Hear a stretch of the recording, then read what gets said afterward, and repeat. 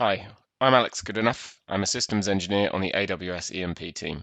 In this video, I'm going to demonstrate templates, a feature of the guided reverse packaging tool, also known as GRP.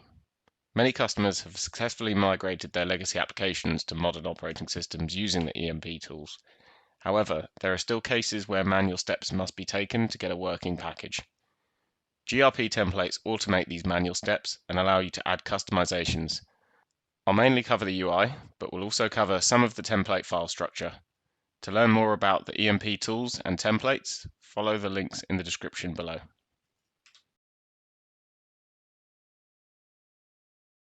There are two types of templates available.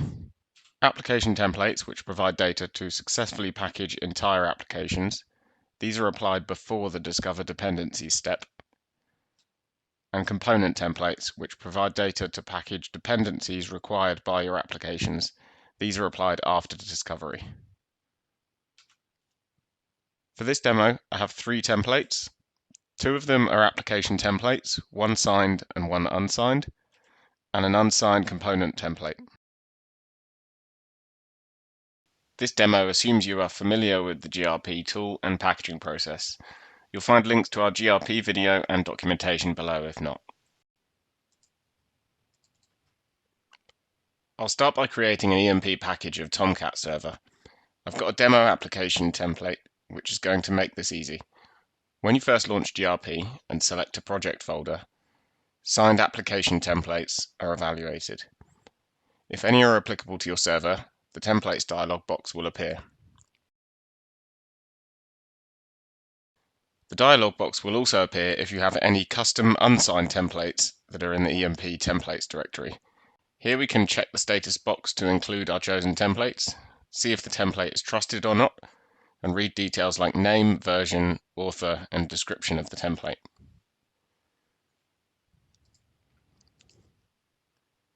The trusted template has now been applied and has included a folder seen here. Templates can include folders, files, registry keys, and environment variables. Application templates include all the data required to package a specific application. With the template applied, I'm prompted to run the discovery. This picks up dependencies for the application. Once the discovery has been completed, I can review the discovered files where we see Java, some shortcuts, and the Tomcat service, and registry keys.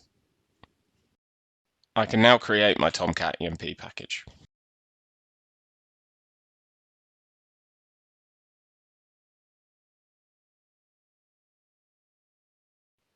I'll now demonstrate how custom unsigned templates work. I'm going to move an unsigned application template into the EMP templates directory. This is a sample template supplied with the installation of EMP and can be found in the root install directory.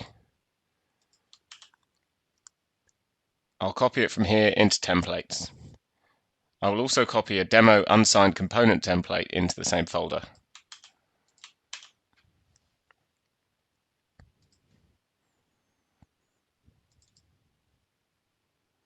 Now when I start GRP, those new templates will be detected.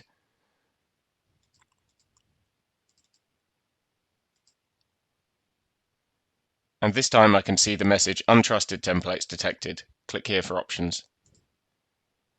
This opens the untrusted templates dialog box where you can run the evaluation of individual templates or all templates.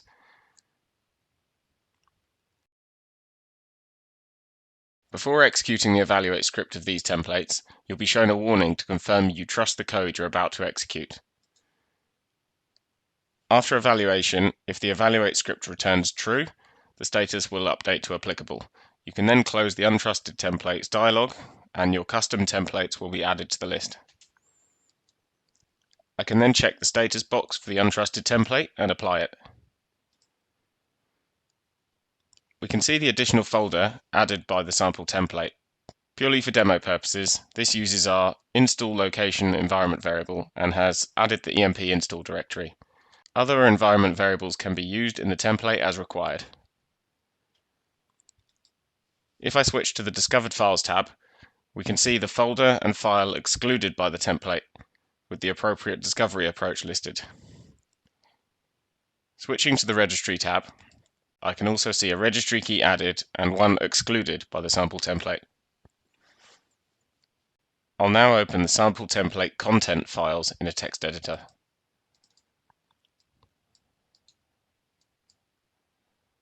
Here we can see the file added using the environment variable as mentioned before, an added registry key, an environment variable, and the excluded file, folder, and registry key.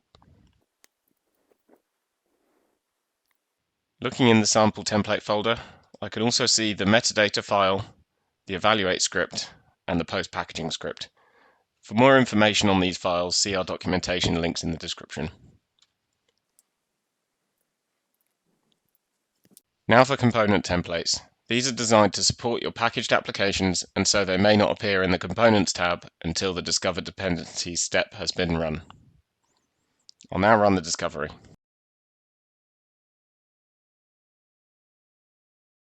After the discovery has been run, the Component Template tab opens, and if I run the evaluation, it returns applicable as the file my template depends on has now been discovered by GRP. I can now apply the component template to my package. Note the warning which states invalid paths. This warning simply means some of the files included in the template do not exist on your server. It's advisable to review these, however, they can often be ignored.